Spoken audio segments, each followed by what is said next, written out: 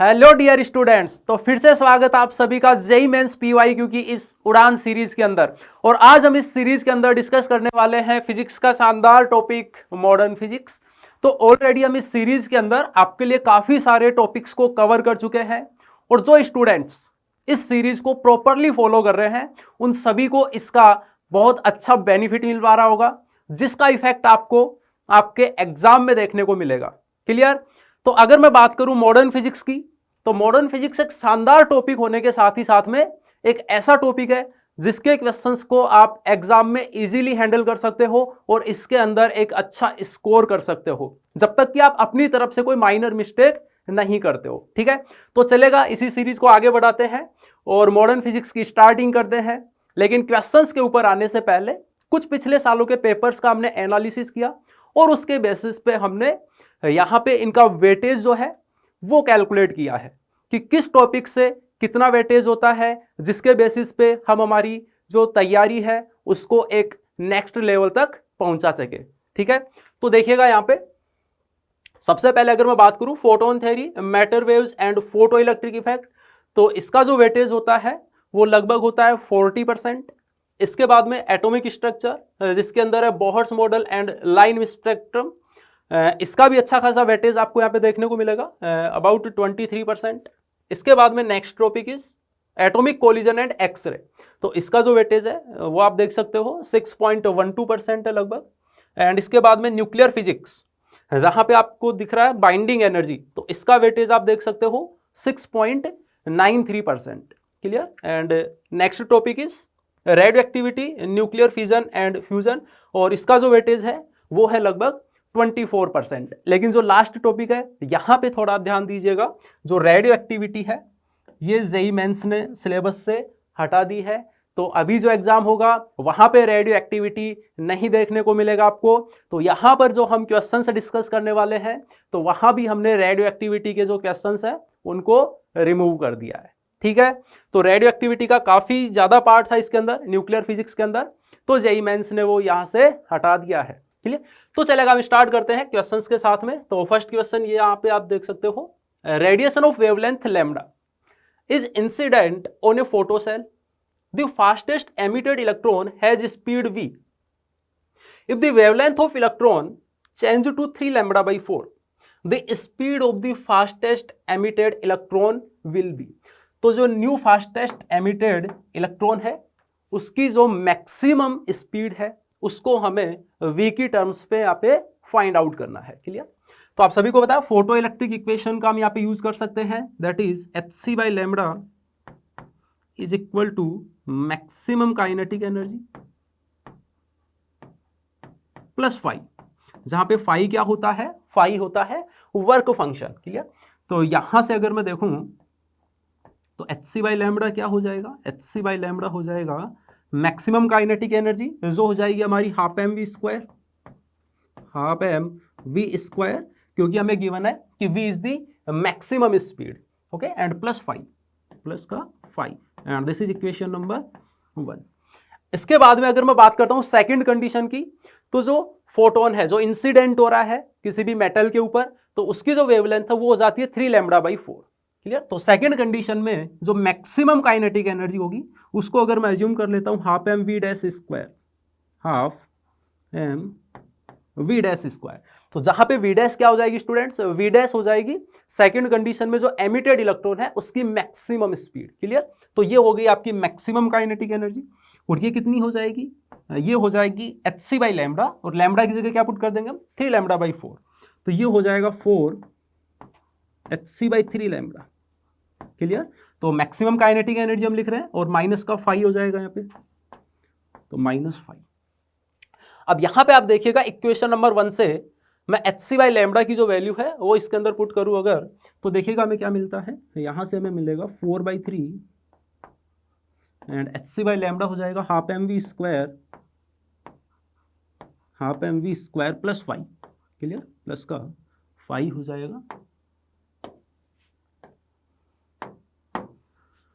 Half m v square plus 5। Clear? And -5 यहाँ पे already है हमारे पास में, तो ये हमें मिलेगा। इसको अगर मैं फर्दर सोल्व करता हूं तो देखिएगा क्या मिलेगा, यहाँ से यहां से हमें मिल जाएगा, ये हो जाएगा 2/3 mv², क्लियर। और ये हो जाएगा 4 5/3 -5, तो ये हो जाएगा हमारे पास में प्लस का 5/3, तो प्लस 5/3। तो यहां से हो गया। अब यहां पे मैं देखूं अगर v डैश की वैल्यू, तो v डैश कितना हो जाएगा, तो v डैश यहां से मैं कैलकुलेट कर सकता हूं, that is v dash square हो जाएगा। तो जो दोनों साइड में इक्वेशन है, यहां से मैं देख सकता हूं कि m/2 से मैं मुझे ऐसे रिमूव करना है, तो 2/m से मैं यहाँ पे मल्टीप्लाई कर देता हूँ, क्लियर। तो यहाँ पे देखिएगा क्या बनेगा, तो यहाँ पे था 2/3 mv², क्लियर। 2/3 mv² था, और यहाँ पे हो जाएगा आपका 2/m एंड प्लस 5/3 था, तो 5/3 and this will be also 2/m। तो यहां से हमें मिल जाएगा v dash square is equal to, ये m तो कैंसिल आउट हो जाएगा, 4/3 v² and plus 2/3m, clear. अब इस इक्वेशन को अगर मैं ध्यान से देखूं, तो मैं यहां से बोल सकता हूं कि जो v डैश स्क्वायर है, कि जो v डैश स्क्वायर है that is greater than 4/3 v², clear. और यहां से अगर मैं फर्दर देखता हूं इसको, तो v डैश जो होगा that will be greater than 4/3 power 1/2 into v। तो यहां से हम देख सकते हैं कि ये हमारा रिलेशन होगा v डैश और v के बीच में। तो चलेगा ऑप्शन चेक करते हैं। तो यहां से हम देख सकते हैं कि जो ऑप्शन नंबर 2 है, ये हमारा यहाँ पे क्या हो जाएगा, करेक्ट आंसर हो जाएगा, क्लियर। तो सिंपल क्वेश्चन था, और ये क्वेश्चन आपका था फोटो इलेक्ट्रिक इफेक्ट से। तो यहां पे हमें गिवन है an electron of mass m and magnitude of charge E initially at rest gets accelerated by a constant electric field E. The rate of change of de Broglie wavelength of this electron at time t is. और यहां पे हमें condition given है, ignore the relativistic effect, clear. तो देखते हैं, यहां पे सबसे पहले अगर मैं देखूं कि जो इलेक्ट्रॉन है उसकी डी ब्रोगली वेवलेंथ क्या होगी, तो यहां पे de Broglie wavelength lambda is equal to हो जाएगा h divide by mv, clear. v क्या हो जाएगी, इलेक्ट्रॉन की स्पीड। अब वो कहां पे रखा हुआ है, कांस्टेंट इलेक्ट्रिक फील्ड के अंदर रखा हुआ है, इलेक्ट्रॉन चार्ज पार्टिकल है, क्लियर। तो इलेक्ट्रिक फील्ड की वजह से वो क्या होगा, एक्सीलरेट होगा, जिससे उसकी स्पीड क्या होगी, कंटिन्यू इंक्रीज होगी। और स्पीड इंक्रीज होगी तो उसकी जो डी ब्रोगली वेवलेंथ है वो क्या होगी, कंटिन्यूअसली डिक्रीज हो जाएगी। तो उसकी टाइम के साथ में जो रेट ऑफ चेंज है वो हमें कैलकुलेट करना है, ठीक है। तो देखिएगा, यहां से सबसे पहले मैं क्या करता हूं, इसको टाइम के रेस्पेक्ट में डिफरेंशिएट कर देता हूं इस इक्वेशन को। तो यहां से हमें मिल जाएगा d lambda by d t is equal to, h is the constant और मास भी यहाँ पे कॉन्स्टेंट हो जाएगा। मास क्यों कॉन्स्टेंट होगा, क्योंकि हमें गिवन है यहाँ पे कि जो रिलेटिविस्टिक इफेक्ट है उसको हमें क्या करना है, इग्नोर करना है। तो पार्टिकल का मास भी यहाँ पे क्या हो गया, कॉन्स्टेंट हो गया। तो h by m is constant.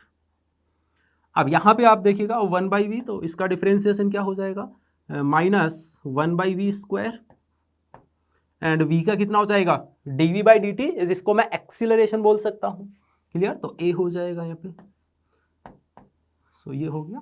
And यहां से मैं देख सकता हूं कि जो d लैम्बडा बाई dt होगा and that is equal to -h/m a divide by v²। ये हमारे पास में निकल के आता है, और इसको मैं बोल देता हूं इक्वेशन नंबर 1। अब हमें कैलकुलेट करना है एक्सीलरेशन और v की वैल्यू। अगर ये दोनों में मिल जाते तो आसानी से हम यहाँ पे इसकी वैल्यू कैलकुलेट कर सकते हैं। तो इसके लिए हम क्या करेंगे, तो देखिएगा, जब इलेक्ट्रॉन इलेक्ट्रिक फील्ड के अंदर है तो उसके ऊपर इलेक्ट्रिक फोर्स लग रहा होगा, और इलेक्ट्रिक फोर्स कितना हो जाएगा, that is F is equal to हो जाएगा magnitude of E into capital E, ये हो जाएगा। और यहां से अगर मैं देखूं तो एक्सीलरेशन कितना आ गया, एक्सीलरेशन आ गया हमारे पास में magnitude of E capital E divide by m। ये हमारे पास में वैल्यू निकल के आती है एक्सीलरेशन की, क्लियर। अब हमें v की वैल्यू कैलकुलेट करनी है किस टाइम पे, टी टाइम के ऊपर। तो उसके लिए क्या करेंगे, उसके लिए हम यहाँ पे इक्वेशन ऑफ मोशन का यूज कर लेते हैं। क्यों कर लेंगे इक्वेशन ऑफ मोशन का यूज, क्योंकि हमें पता है यहाँ पे एक्सीलरेशन कांस्टेंट है और कांस्टेंट एक्सीलरेशन है, तो हम यहाँ पे इक्वेशन ऑफ मोशन का यूज कर सकते हैं, that is v is equal to u plus a t. अब हमें पता है इनिशियल वेलोसिटी तो क्या है, 0 है, क्योंकि जो इलेक्ट्रॉन है वो इनिशियली किसमें, रेस्ट में है। तो जो v होगी वो होगी हमारे पास में v is equal to a t. तो d lambda by d t कितना हो जाएगा, d lambda by d t हो जाएगा minus h by m, and acceleration a था यहाँ पे, और v स्क्वायर कितना हो जाएगा, a square t square. Clear, एक ऐसे कैंसिल आउट हो गया, और यहाँ पे अगर मैं वैल्यू पुट करता हूँ ए की, तो ये कितना हो जाएगा, minus h by m. Clear, and this will be m by magnitude of e capital e into t square. Clear, तो यहाँ से मैंने वैल्यू कैलकुलेट कर ली d lambda by d t की। अब यहाँ पे आप देख सकते हो एम से एम कैंसिल आउट हो जाएगा, और क्या मिलेगा हमें यहाँ से हमें मिल जाएगा d lambda by d T minus H divide by magnitude of e capital e into t square. तो ये हो जाएगा हमारा फाइनल आंसर। क्लियर, तो देखते हैं कौन सा ऑप्शन यहाँ पे करेक्ट है।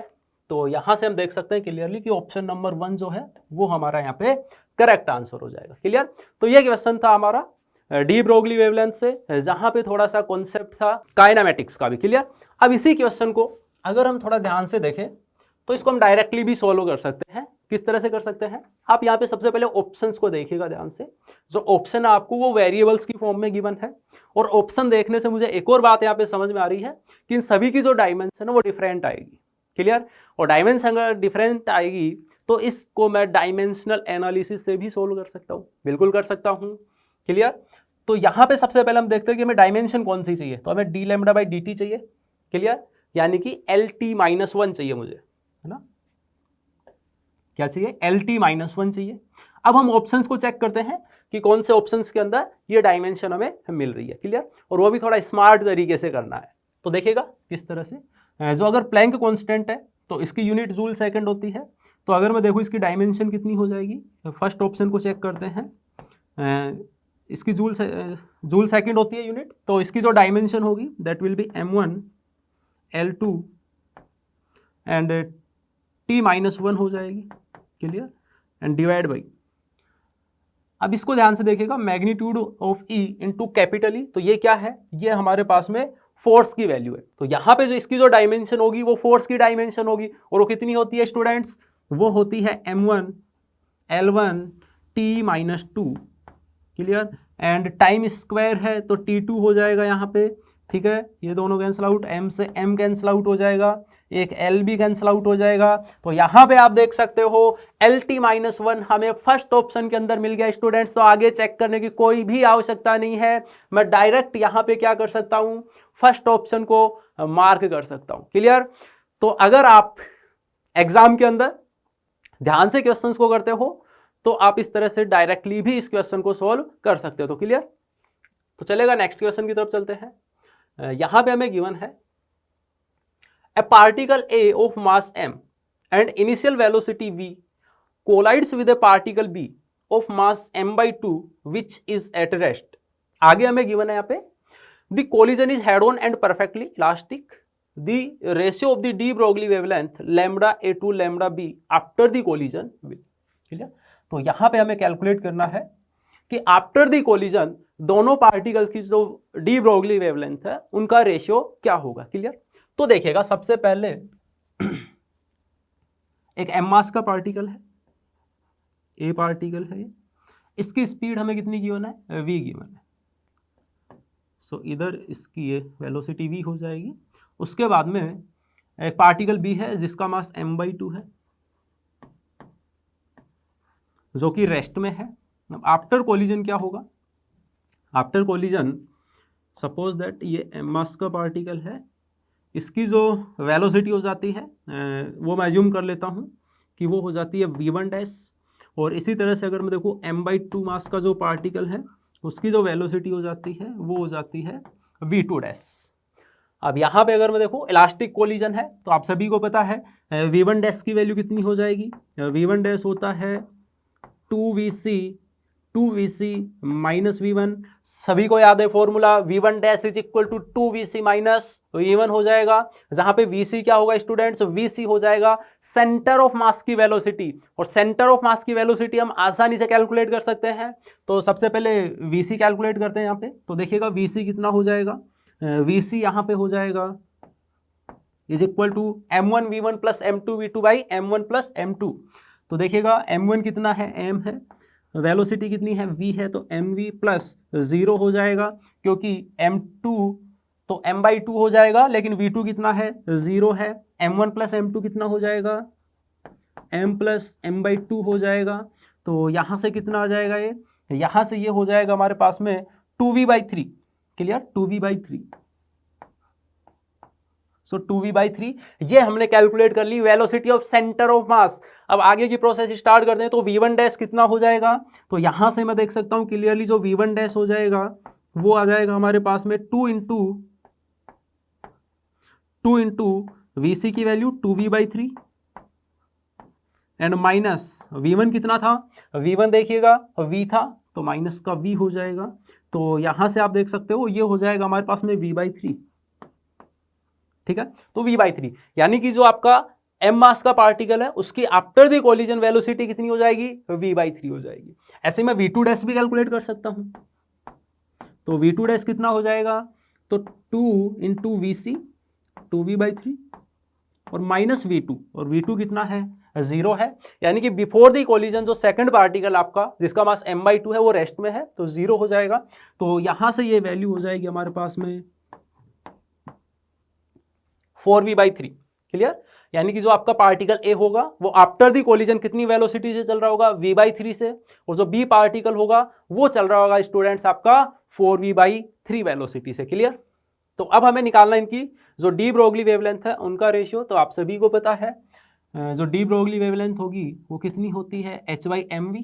तो ए की कितनी हो जाएगी, h by mass of A and velocity of A, clear, and divide by de Broglie wavelength of particle B, और ये कितनी हो जाएगी, क्लियर, ये कितनी हो जाएगी, सो ये हो जाएगी हमारे पास में h divide by mass of B and velocity of B, clear, ये हो जाएगी। तो h से h कैंसिल आउट हो जाएगा। तो यहाँ से मैं देख सकता हूँ कि इनका जो रेशियो होगा lambda A by lambda B वो कितना हो जाएगा, mass of B and velocity of B. तो मास ऑफ बी कितना था, m/2, और वेलोसिटी कितनी कैलकुलेट की थी हमने उसकी, 4v/3, clear, 4v/3 and divide by a का मास कितना है, m है, और उसकी वेलोसिटी कितनी है, v/3 है, क्लियर।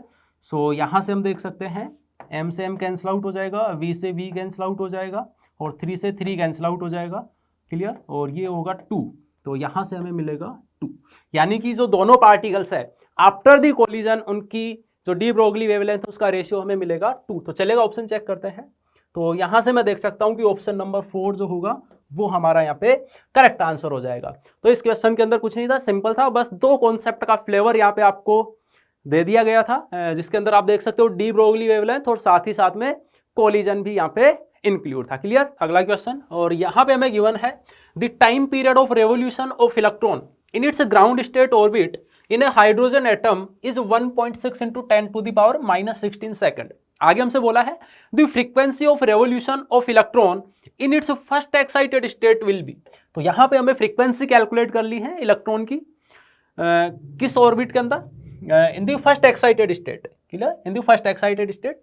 तो देखिएगा सबसे पहले अगर मैं देखूं यहाँ पे तो टाइम पीरियड क्या हो जाएगा, time period in nth orbit यानी Tn will be equal to 2πRn divide by Vn, clear. जहां पे Rn क्या है, Rn is the radius of the nth orbit, और हम सभी को पता है कि जो रेडियस होती है nth ऑर्बिट की वो क्या होती है students, directly proportional to n square होती है, यस और नो। उसके बाद में अगर मैं बात करूं Vn की, तो Vn का भी हमें पता है कि भाई जो Vn होती है this is inversely proportional to क्या होती है, n होती है। और क्या यहां से देख करके मैं बोल सकता हूं कि जो आपका टाइम पीरियड होगा, जो टाइम पीरियड होगा वो क्या हो जाएगा, डायरेक्टली प्रोपोर्शनल टू हो जाएगा n क्यूब के।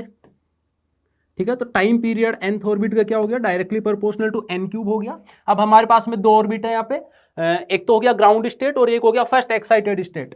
तो यहां से मैं बोल सकता हूं क्या कि जो T1/T2 होगा आपका वो कितना हो जाएगा, 1/2⁻³ हो जाएगा। और इसको मैं लिख सकता हूं, क्या लिख सकता हूं, इसको मैं 1/8 लिख सकता हूं। तो यहां से T2 की वैल्यू कितनी आ जाती है हमारे पास में, 8 × T1 आ जाएगी। लेकिन ध्यान से देखिएगा, हमें टाइम पीरियड कैलकुलेट नहीं करना है स्टूडेंट्स, हमें कैलकुलेट करनी है फ्रीक्वेंसी।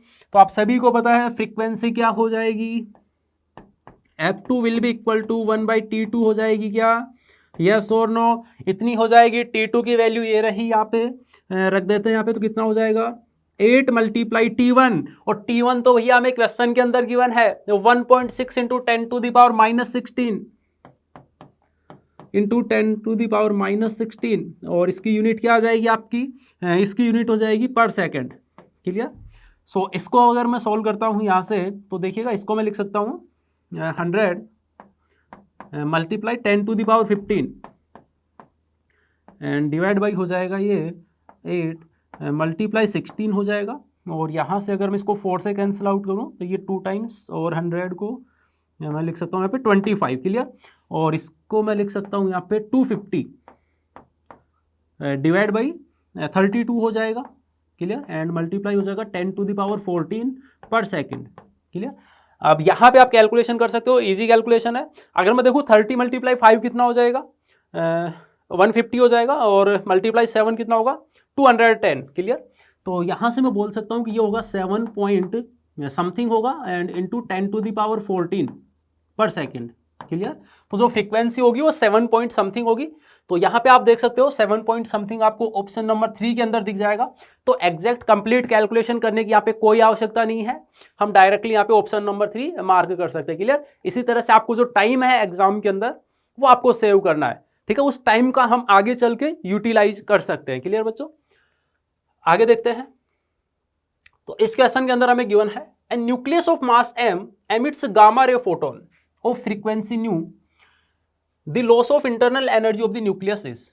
क्लियर। तो कोई भी न्यूक्लियस है, सपोज दैट ये न्यूक्लियस होगी, इसका मास क्या है, कैपिटल M है। अब उसके बाद में क्या होता है, इससे गामा रे फोटोन निकलता है। तो suppose that after the emission of the gamma ray photon, ये न्यूक्लियस हो गई। क्लियर। और ये हो जाएगा आपका फोटोन, एंड इसकी आपको फ्रीक्वेंसी गिवन है h न्यू। तो इसकी एनर्जी कितनी हो जाएगी, h न्यू इसकी एनर्जी हो जाएगी, न्यू इसकी फ्रीक्वेंसी है। क्लियर।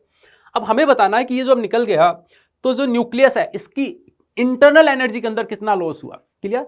तो सबसे पहले तो आपको मैं यहाँ पे सावधान करना चाहता हूँ स्टूडेंट्स, क्योंकि मोस्ट ऑफ द स्टूडेंट्स यहाँ पे ऑप्शन नंबर 1 को मार्क कर देते हैं, जो कि आपका बिल्कुल गलत है। और गलत क्यों है, आपको लगता है कि एच न्यू एनर्जी का अगर फोटोन निकला है तो इंटरनल एनर्जी के अंदर जो लॉस होगा वो भी एच न्यू के इक्वल होगा, जबकि ऐसा नहीं है। क्लियर। आगे देखते हैं क्यों नहीं है, क्योंकि जब एच न्यू एनर्जी का फोटोन यहां से एमिट होता है, तो आप सभी को पता है कि जो न्यूक्लियस होगी, मोमेंटम कंजर्वेशन से अगर मैं देखूँ तो रिकॉइल होगी बच्चों, तो इसके पास में भी कुछ स्पीड होगी, और कुछ स्पीड होगी तो इसके कुछ पास में कुछ काइनेटिक एनर्जी भी होगी। तो अगर यहां से मैं देखना चाहूं कि टोटल लॉस कितना हुआ इंटरनल एनर्जी के अंदर, तो टोटल लॉस कितना हो जाएगा, टोटल लॉस हो जाएगा एच न्यू तो हुआ ही हुआ, और साथ ही साथ में kinetic energy of this nucleus. Clear.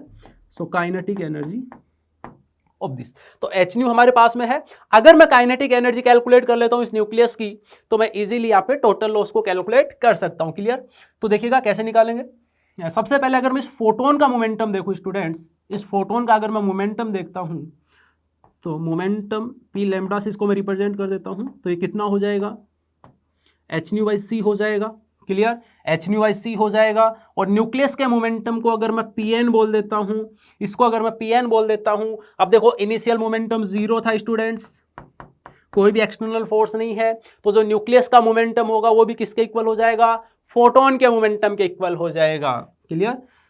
तो यहां से आप देखिएगा ये हो जाएगा हमारे पास में H nu plus kinetic energy कितनी हो जाएगी, काइनेटिक एनर्जी हो जाएगी पी स्क्वायर यानी न्यूक्लियस के मोमेंटम का स्क्वायर डिवाइड बाई 2m, ये हो जाएगी। ठीक है, अब Pn की वैल्यू P लैम्बडा के इक्वल है, so Pn is equal to P lambda है।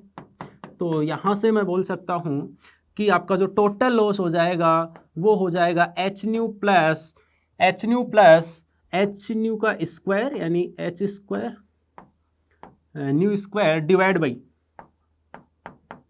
2mc square. क्लियर। और यहां से अगर मैं एच न्यू को कॉमन निकाल लेता हूं तो क्या बचेगा, यहां से बच जाएगा 1 plus H nu divide by 2mc square. तो इतना जो टोटल लॉस होगा वो आपकी इंटरनल एनर्जी का यहाँ पे होने वाला है। और यहां पे आप देख सकते हो ऑप्शन नंबर 4 आपका करेक्ट आंसर हो जाएगा। क्लियर। और इसी क्वेश्चन को अगर मैं देखूं, अगर आपका presence of mind during the exam शानदार है तो इस क्वेश्चन को आप डायरेक्टली भी कर सकते हो। किस तरह से कर सकते हो, आप फर्स्ट ऑप्शन को देखिएगा, इंटरनल एनर्जी के अंदर जो लॉस होगा वो एच न्यू तो नहीं होगा, जीरो भी नहीं होगा। थर्ड ऑप्शन पे ध्यान दीजिएगा, यहां पे इंटरनल एनर्जी में जो लॉस है वो आपका लेस देन एच न्यू है, क्योंकि बीच में आप देख सकते हो माइनस लगा हुआ है। और आपको पता है कि जो टोटल एनर्जी में लॉस है वो एच न्यू से तो ज्यादा है, greater than for H new है। और ऐसा तो भैया मुझे केवल एक ही ऑप्शन दिख रहा है, और वो कौन सा आपका ऑप्शन नंबर 4 है, H new into 1 plus H new by 2mc square. तो इस तरह से मैं इस क्वेश्चन को डायरेक्टली भी कर सकता था। इसीलिए ड्यूरिंग द एग्जाम आपको कंसंट्रेट रहना है, पेपर पे फोकस रहना है, इस तरह की टिप्स को आपको दिमाग में रखना है। और उन्हीं टिप्स के लिए आप हमारे साथ जुड़े हुए हो उड़ान सीरीज के साथ में। क्लियर। तो नेक्स्ट क्वेश्चन देखते हैं। यहां पे आपको गिवन है the wavelength of an X-ray beam is 10 angstrom. The mass of the fixed particle having the same energy as that of the X-ray photon is x by 3 h kg. तो हमें यहाँ पे x की value calculate करनी है और h यहाँ पे स्टूडेंट्स प्लैंक कांस्टेंट। क्लियर। तो देखो हमें यहाँ पे गिवन है एक एक्सरे फोटोन है, ठीक है, उसकी जो वेवलेंथ है दैट इज 10 एंगस्ट्रॉन। तो एनर्जी कितनी हो जाएगी इसकी, hc बाई लैम्बडा हो जाएगी। क्लियर। अब हमसे बोला है कि एक पार्टिकल है, सपोज दैट उसका मास m है, उसका मास कितना है m है, और उसकी जो एनर्जी है दैट इज mc स्क्वायर, यही होती है mc स्क्वायर। और वो किसके इक्वल है, इस फोटोन की एनर्जी के इक्वल है। यानी कि हमें ये कंडीशन यहाँ पे गिवन है और मास हमें कैलकुलेट करना है। ठीक है, तो देखो c से c मैं कैंसिल आउट कर सकता हूँ यहाँ पे, और मैं यहाँ पे अगर देखूँ तो मास कितना हो जाएगा, h divide by lambda c हो जाएगा। क्लियर, लैम्बडा c हो जाएगा। अब यहाँ पे आपको c की वैल्यू रखने की कोई आवश्यकता नहीं है, क्योंकि आपको जो आंसर गिवन है, फाइनली जो एक्सप्रेशन गिवन है मास का, वो h की फॉर्म में है।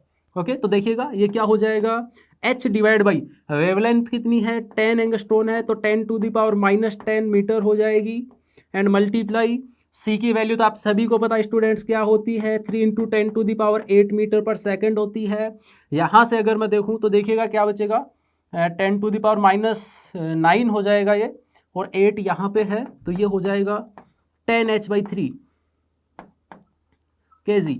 क्लियर। तो यहाँ से x की वैल्यू कितनी निकल के आती है हमारे पास में, 10 निकल के आती है। ओके, सो सिंपल क्वेश्चन था, मास एनर्जी रिलेशन का यूज हो रहा था, और साथ ही साथ में यहाँ पे हमने एनर्जी ऑफ द फोटोन का यूज किया। क्लियर। तो यहाँ से x की वैल्यू 10 निकल के आती है। चलिएगा अगले क्वेश्चन की तरफ चलते हैं, और यहाँ पे आपको गिवन है an electron from various excited states of hydrogen atom emit radiation to come to the ground state. Let lambda n and lambda g be the de Broglie wavelength of the electron in nth excited state and in the ground state. Let lambda be the wavelength of the emitted photon in the transition from the nth state to the ground state for large value of n. Clear, a और b constant है, तो यहाँ पे आप options के अंदर देख सकते हो, मुझे यहाँ पे कहीं ना कहीं लैम्बडा और लैम्बडा n के बीच में रिलेशन फाइंड आउट करना है। क्लियर। तो सबसे पहले एक बार सिचुएशन को हम रफली ड्रॉ कर देते हैं कि क्या हमें गिवन है। सपोज दैट ये nth ऑर्बिट है, ये होगी ग्राउंड स्टेट। ओके, ये हो जाएगी ग्राउंड स्टेट। अब इसके अंदर जो इलेक्ट्रॉन है उसकी डी ब्रोगली वेवलेंथ आपको लैम्बडा n गिवन है, और इसके अंदर D Broglie wavelength lambda g given है। आगे हमसे क्या कहा है कि जब इलेक्ट्रॉन का ट्रांजिशन होता है इस nth state to ground state, तो यहाँ से स्टूडेंट्स आपको पता है एक फोटोन भी निकलेगा, और उसकी वेवलेंथ आपको लैम्बडा गिवन है। ध्यान से देख लीजिएगा। उसकी वेवलेंथ आपको लैम्बडा गिवन है। इन लैम्बडा एन और लैम्बडा के बीच में मुझे रिलेशन फाइंड आउट करना है। ओके, तो देखिएगा कैसे करेंगे इसको। सबसे पहले तो आप सभी को पता है जो फोटोन की एनर्जी होगी that is hc by lambda, वो किसके इक्वल हो जाएगी? Energy in the energy of the electron in nth state यानी कि En हो जाएगी, और minus energy of the electron in ground state Eg हो जाएगी, इसी के इक्वल होगी। ओके, तो En माइनस Eg लिख सकता हूं। अब आप बोहर मॉडल से आप सभी लोग जानते हो जो टोटल एनर्जी होती है वो किसके इक्वल होती है? एनर्जी इज इक्वल टू, इसको मैं लिख सकता हूं minus of kinetic energy. Yes और नो, ये रिलेशन होता है एनर्जी और काइनेटिक एनर्जी के बीच में। बोहर मॉडल के लिए energy is equal to minus K हो जाएगा, और काइनेटिक एनर्जी को मैं क्या लिख सकता हूं? P square by 2m। ठीक है, पी स्क्वायर बाई 2m लिख सकता हूं। यहाँ पे एनर्जी की जगह पे क्या पुट कर सकता हूं? Minus P square by 2m। Clear? तो यहां से आप देख सकते हो कि जो hc बाई लैम्बडा होगा,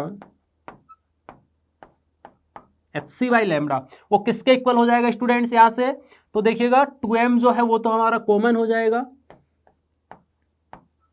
1/2m। क्लियर?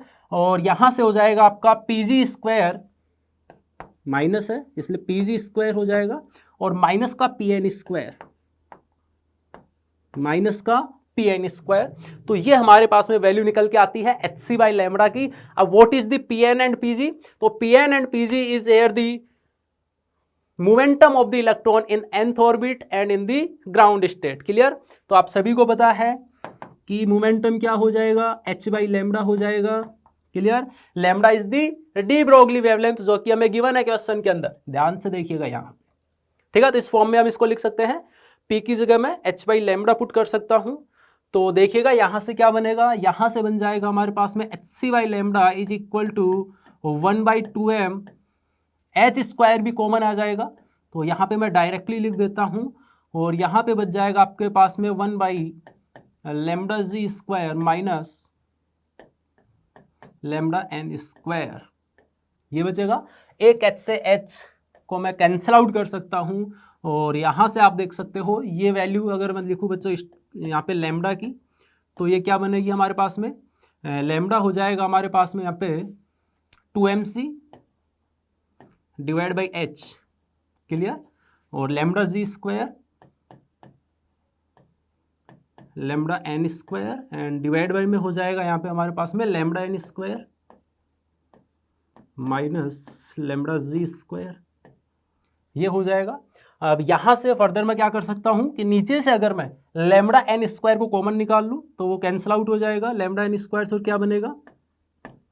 2mc, लैम्बडा जी स्क्वायर ऑलरेडी है, डिवाइड बाई h, और यहां से बचेगा हमारे पास में 1 divide by 1 minus lambda G by lambda n का होल स्क्वायर।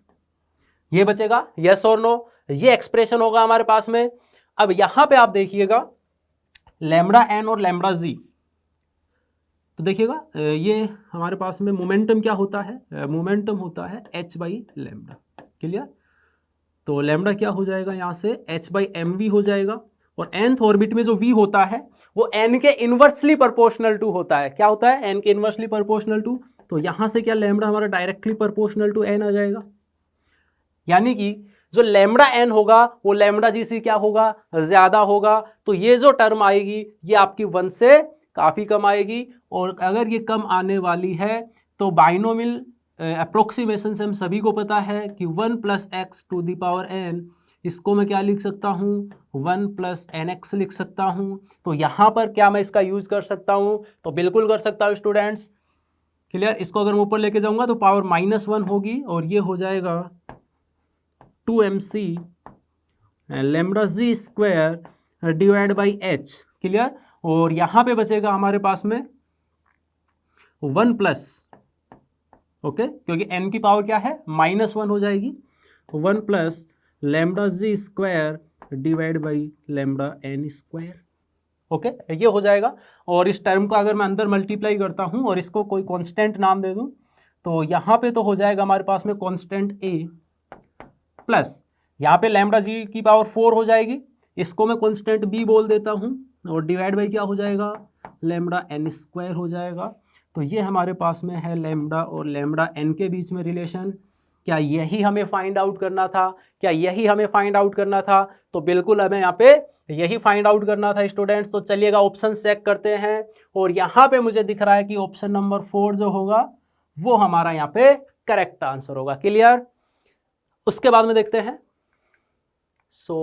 अगले क्वेश्चन की तरफ चलते हैं, और यहां पे हमें गिवन है an electron of mass m, a photon have same energy E।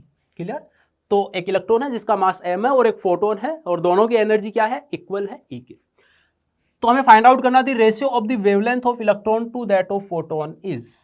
Okay, तो सबसे पहले स्टूडेंट्स अगर मैं बात करूं फोटोन की, तो वेवलेंथ ऑफ द फोटोन क्या हो जाएगा?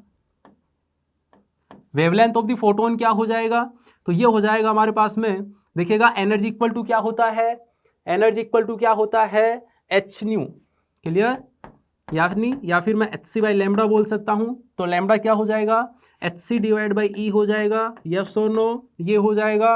और अगर मैं बात करूं इलेक्ट्रॉन की, तो उसके लिए जो डी ब्रोगली वेवलेंथ होती है वो किसके इक्वल होती है? 1 divide by root of 2m E के इक्वल होती है कि नहीं?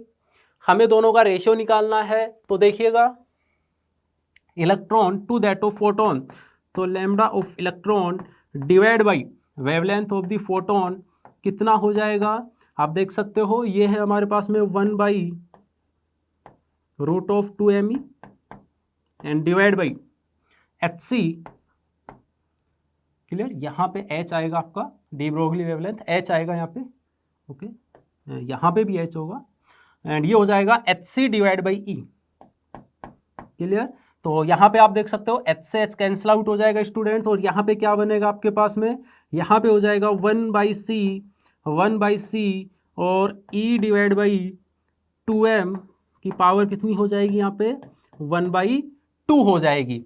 तो ये जो होगा हमारे पास में रेशियो होगा। ठीक है, तो देखते हैं ऑप्शन कौन सा करेक्ट है भाई। तो यहाँ पे मुझे ऑप्शन नंबर 2 करेक्ट दिखाई दे रहा है।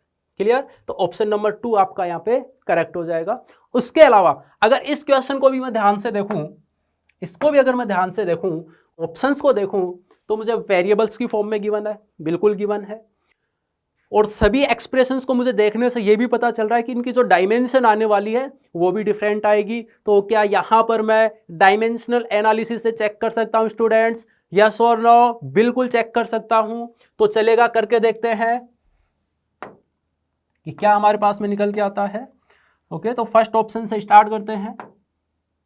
तो चलेगा, फर्स्ट ऑप्शन को चेक करते हैं।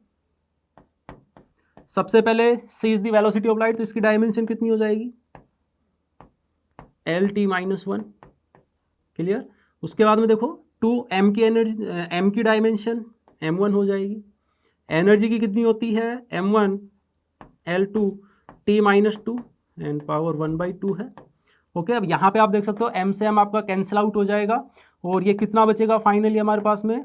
ये हो जाएगा, देखिए इसका रूट लेंगे और नीचे भी वही है, तो L2 T-2 हो जाएगी। क्लियर? तो इसकी डायमेंशन ये निकल के आ रही है, लेकिन हमें क्या डायमेंशन चाहिए? हमें चाहिए डायमेंशन लेस। ओके, क्योंकि यहाँ पे जो हम रेशियो निकाल रहे हैं वो किसका है? D Broglie wavelength of electron और वेवलेंथ ऑफ दी फोटोन का है।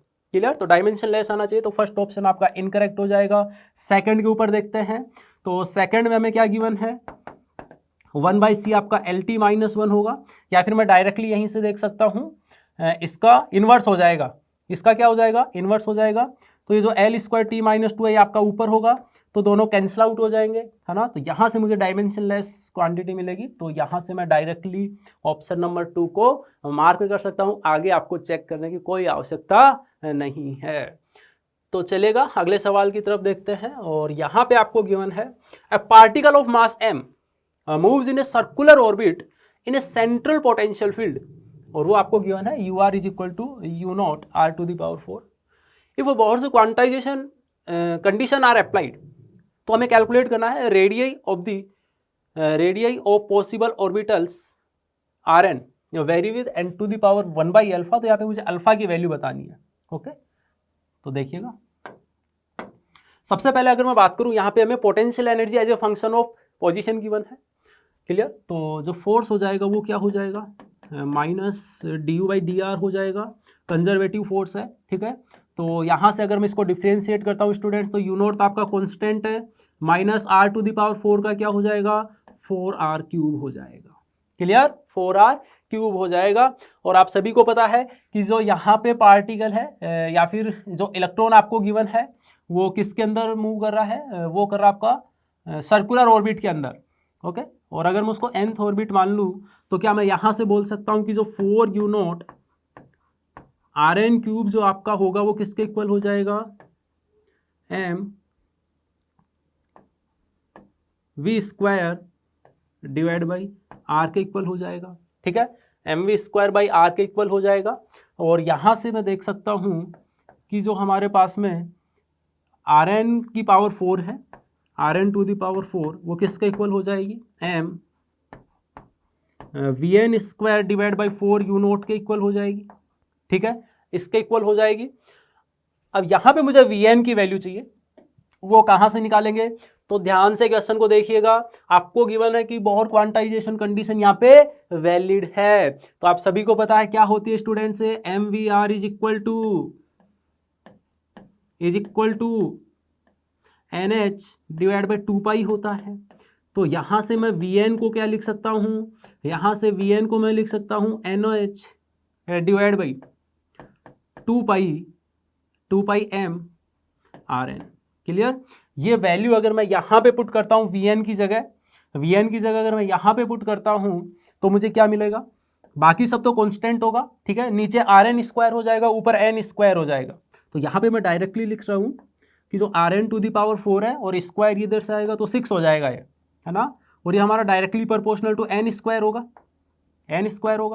तो यहाँ से मैं देख सकता हूँ कि जो Rn है वो आपका डायरेक्टली प्रोपोर्शनल हो जाएगा n⁴ और ये हो गया आपका अल्फा।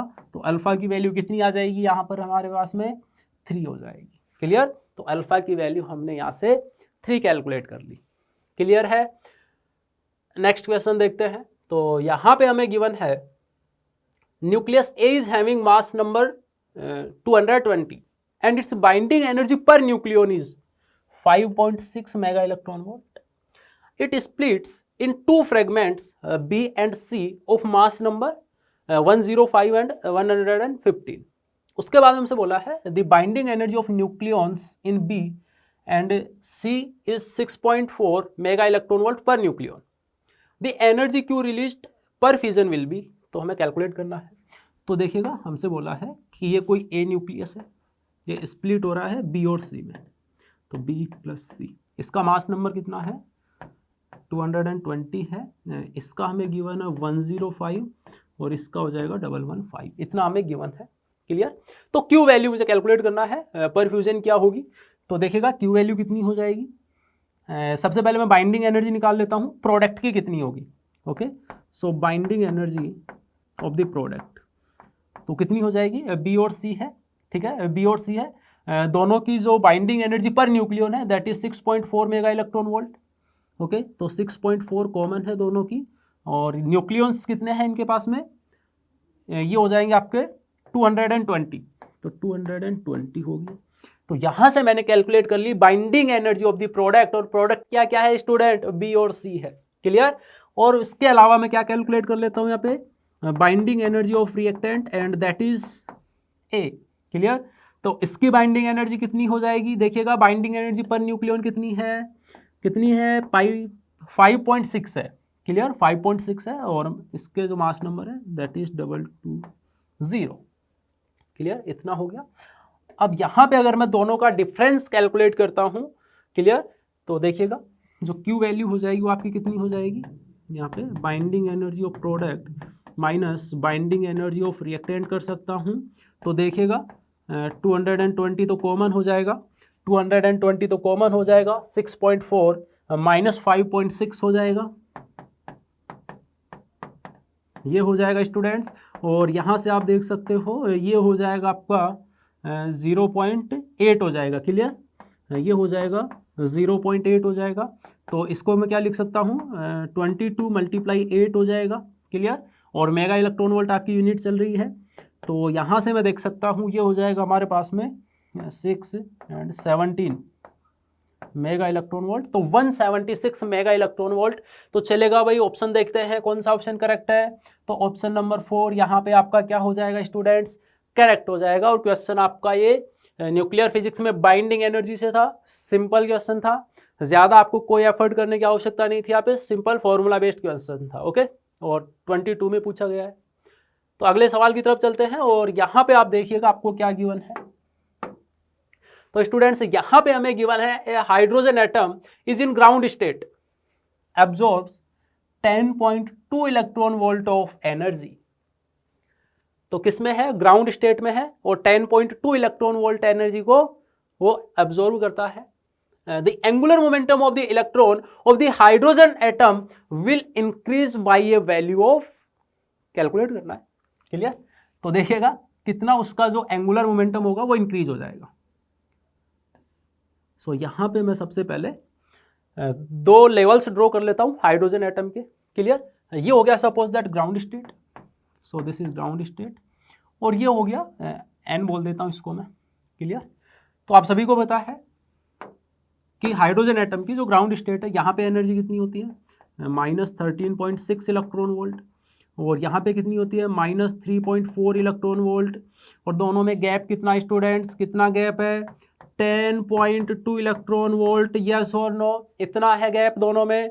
तो आप मुझे देख के बताओ कि अगर इलेक्ट्रॉन ग्राउंड स्टेट में है, अगर इलेक्ट्रॉन ग्राउंड स्टेट में है और उसको 10.2 इलेक्ट्रॉन वोल्ट की अगर एनर्जी प्रोवाइड करवा दी जाए, तो स्टूडेंट्स कौन से ऑर्बिट में होगा वो आपका पहुंच जाएगा n=1 के अंदर। This is n=1, okay, sorry n=1, तो ये हो गया आपका, ये n=2 है, क्लियर। तो n=2 में पहुंच जाएगा। और आप सभी को पता है जो एंगुलर मोमेंटम होता है वो क्या होता है, बोहर क्वांटाइजेशन लॉ से हमें पता है, ln = nh/2π होता है, क्लियर। तो देखिएगा फाइनली जो इलेक्ट्रॉन है वो n=2 के अंदर है, तो L2 माइनस L1 हो जाएगा। तो देखो h/2π तो कांस्टेंट है, कॉमन आ जाएगा दोनों में, और यहाँ से आपका हो जाएगा 2 - 1। तो इतना एंगुलर मोमेंटम क्या हो गया, इंक्रीज हो गया। वैल्यू कैलकुलेट कर लेंगे, सिंपल कैलकुलेशन है, कोई दिक्कत नहीं आने वाली। तो देखो h की वैल्यू गिवन है आपको 6.6 इंटू 10⁻⁻34 जूल सेकेंड, और डिवाइड बाई 2 इंटू पाई की वैल्यू 3.14 हो जाएगी, क्लियर। अब यहां पे मुझे एग्जैक्ट कंप्लीट कैलकुलेशन करने की कोई आवश्यकता नहीं है, आप देख सकते हो 2 इंटू 3 पॉइंट समथिंग है, तो 6 पॉइंट समथिंग बनेगा। तो ये आप 1 टाइम्स लगभग कैंसिल आउट कर सकते हो। तो अगर मैं इसके आसपास ऑप्शन देखूं तो ऑप्शन नंबर 2 जो होगा वो हमारा यहाँ पे क्या हो जाएगा, करेक्ट आंसर हो जाएगा। यानी कि जो इलेक्ट्रॉन है उसका एंगुलर मोमेंटम इतना क्या हो जाएगा, इंक्रीज हो जाएगा, क्लियर। तो चलेगा, अगले क्वेश्चन की तरफ चलते हैं। तो यहां पे हमें गिवन है कि x divide by x+4 is the ratio of energies of the photon due to transition of an electron of hydrogen atom from its। तो देखिएगा फर्स्ट आपको गिवन है third permitted energy level to the second level. तो चलेगा, एक बार draw कर लेते हैं, क्लियर, ड्रॉ कर लेते हैं। तो एनर्जीज का ये रेशियो है आपका, यानी कि ये है हमारे पास में E1/E2 बोल देता हूँ इसको मैं, ठीक है, एनर्जी का रेशियो है, तो इसको मैं E1/E2 बोल देता हूँ। तो ये है हमारे पास में x divide by x+4, clear. अब देखिएगा फर्स्ट एनर्जी लेवल्स के बीच में जो डिफरेंस है वो कितना होगा। तो देखिएगा थर्ड परमिटेड एनर्जी लेवल, तो ये हो जाएगा n=3, क्लियर। और उसके बाद में है सेकेंड एनर्जी लेवल, तो n=2, क्लियर। तो यहाँ पे मैं देख सकता हूँ कि जो एनर्जी फोटोन की होगी, जब ये ट्रांजिशन होगा इलेक्ट्रॉन का तो फोटोन निकलेगा, और उसकी जो एनर्जी हो जाएगी यहाँ पे उसको मैं E1 बोल रहा हूँ स्टूडेंट्स, उसको क्या बोल रहा हूँ यहाँ पे मैं E1। और आप सभी को पता है E1 की वैल्यू कितनी हो जाएगी भैया, कितनी हो जाएगी, 13.6 इंटू 1/4 2 का स्क्वायर और -1/3 का स्क्वायर 9 हो जाएगा, इतना हो जाएगा। इसको अगर मैं सोल्व करता हूँ तो क्या बनेगा, ये हो जाएगा हमारे पास में 36 यहाँ पे हो जाएगा, और ऊपर बचेगा स्टूडेंट्स 5। तो ये मेरे पास में E1 की वैल्यू आ चुकी है। क्या मैं E2 की वैल्यू भी कैलकुलेट कर सकता हूं? तो देखते हैं कौन सा ट्रांजिशन गिवन है। The highest permitted energy level कौन सा होता है? Infinite. Clear? Infinite to the second permitted energy level, यानी n इक्वल टू 2 में। तो देखो ये हो गया भाई n इक्वल टू इनफाइनाइट, और ये हो गया n इक्वल टू 2, यहां से आ रहा है, और फोटोन निकल रहा है जिसकी एनर्जी कितनी है स्टूडेंट्स? E2 है। तो E2 की वैल्यू क्या हो जाएगी भाई? E2 की वैल्यू क्या हो जाएगी? E2 हो जाएगा आपका 13.6 एंड 1/4, और माइनस में 0 हो ही जाएगा, इनफाइनाइट से आ रहा है।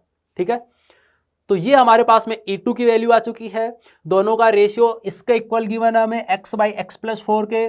तो चलेगा यहाँ पे E1 और E2 की वैल्यू पुट करते हैं और देखते हैं क्या आंसर निकलता है ना। तो देखिएगा E1 तो ये हो जाएगा 13.6 मल्टीप्लाई 5 डिवाइड बाई 36। क्लियर? और उसके बाद में क्या गिवन है? 13.6/4। ओके, ये गिवन है। तो यहाँ पे मैं देख सकता हूँ ये तो कैंसिल आउट हो जाएगा 13.6 तो, और जो रेशियो होगा ये किसके इक्वल है? x/x+4 के इक्वल है स्टूडेंट्स, x/x+4 के इक्वल है। और यहाँ से क्या बचेगा? यहाँ से देखो इसको 9 टाइम्स कैंसिल आउट कर दूंगा मैं। ओके, तो ये हो जाएगा हमारे पास में 5/9 है ना। तो ये 5/9 के इक्वल आ गया, इज इक्वल टू x/x+4। किसकी वैल्यू चाहिए भाई?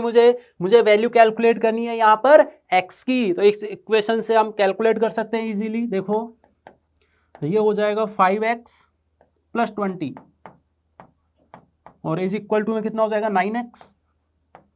9x। तो ये हो जाएगा 4x, तो x कितना हो जाएगा? 20/4 यानी 5। तो x की वैल्यू कितनी आ गई यहाँ से स्टूडेंट्स? 5 आ जाएगी। तो x इज इक्वल टू 5 हमारा क्या हो जाएगा यहाँ पे? करेक्ट आंसर हो जाएगा। क्लियर? तो x की वैल्यू कितनी होगी? 5। ये आपका यहाँ पे आंसर होगा। क्लियर? तो चलते हैं अगले क्वेश्चन की तरफ। तो इस क्वेश्चन के अंदर हमें क्या गिवन है? An electron of a hydrogen like atom having Z is equal to 4 jumps from 4th state to the second energy state. So हमें कैलकुलेट करना है the energy released in this process will be. तो देखिएगा एक बार हम यहाँ पे energy levels को ड्रॉ कर लेते हैं। तो ये हो गया आपका n इज इक्वल टू 4, ये हो गया n is equal to 2। Clear? n is equal to 2। तो यहाँ से इलेक्ट्रॉन का ट्रांजिशन हो रहा है, और ये फोटोन यहाँ से एमिट हो रहा होगा। क्लियर? और इसकी एनर्जी हमें कैलकुलेट करनी है।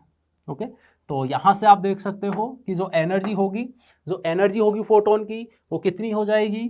तो एनर्जी हो जाएगी यहाँ से E is equal to 13.6 into 1/4 minus 1/16, 1/4 और माइनस 1/16 हो जाएगी। लेकिन ध्यान रखिएगा हाइड्रोजन एटम नहीं है। Z की वैल्यू कितनी गिवन है? 4 गिवन है, तो Z² भी आएगा। क्लियर? तो यहाँ पे 16 से मल्टीप्लाई भी हमें करना पड़ेगा। ओके, आगे देखते हैं, इसको सॉल्व करते हैं। तो यहाँ से आप देख सकते हो, मैं 1/4 निकाल लेता हूँ बाहर। तो 13.6 इंटू 16/4। क्लियर? और यहाँ पे क्या बचेगा? यहाँ पे हो जाएगा हमारे पास में ये बचेगा 1/4। ओके, तो ये हो जाएगा 3/4। ओके, कितना हो जाएगा? ये हो जाएगा हमारे पास में 3/4। अब यहाँ से आप देख सकते हो ये आपका कैंसिल आउट हो जाएगा, और यहाँ से क्या बचता है? ये बचेगा 8। Okay, 8 0 and 4। Clear? And point electron volt ये हमारे पास में एनर्जी होगी।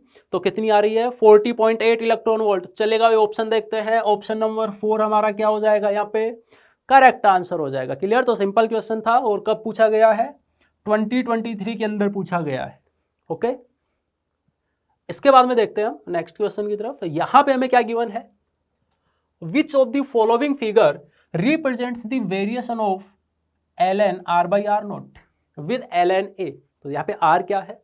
If r is the radius of nucleus and a is its mass number. तो हमें यहाँ पे ग्राफ बताना है, तो ग्राफ का सवाल है बच्चों। तो सबसे पहले तो आपको क्या चेक करना है कि किन वेरिएबल्स के बीच में मुझे ग्राफ देखना है।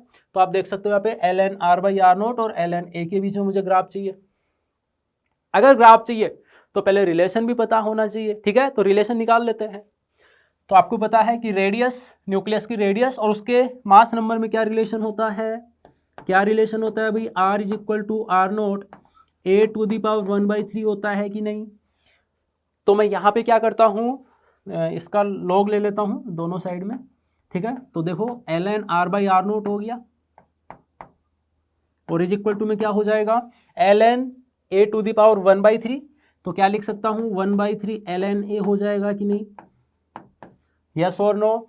अब यहाँ पे आप इसको अगर कंपेयर करते हो y is equal to mx plus c से, y is equal to mx plus c से अगर आप कंपेयर करोगे स्टूडेंट्स, तो ये कौन सी इक्वेशन, कौन सी लाइन की इक्वेशन होगी, स्ट्रेट लाइन जो कि आपकी ओरिजिन से पास हो रही होगी। और क्या ये आपका ऑप्शन नंबर 2 यहाँ पे करेक्ट हो जाएगा। तो बिल्कुल ऑप्शन नंबर 2 करेक्ट हो जाएगा। बहुत सिंपल क्वेश्चन है। तो सिंपल क्वेश्चंस जो होते हैं वहाँ पे भी हमें थोड़ा ध्यान रखना है, इमोशंस में आके या फिर ज़्यादा एक्साइटमेंट में आके कभी कभी क्वेश्चंस गलत हो जाते हैं, ठीक है स्टूडेंट्स। तो उसका भी हमें ध्यान रखना है। और finally the expert in anything was once a beginner. यहाँ पे हमने लगभग सभी टॉपिक्स से जो क्वेश्चंस थे उनको कवर किया है, ताकि साथ ही साथ में आपका यहाँ पे रिवीजन भी हो जाए, क्लियर।